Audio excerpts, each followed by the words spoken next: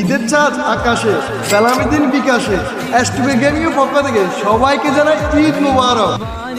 আমি জিতু ভাই free fire সকল প্লেয়ারদেরকে জানাই ঈদ মোবারক।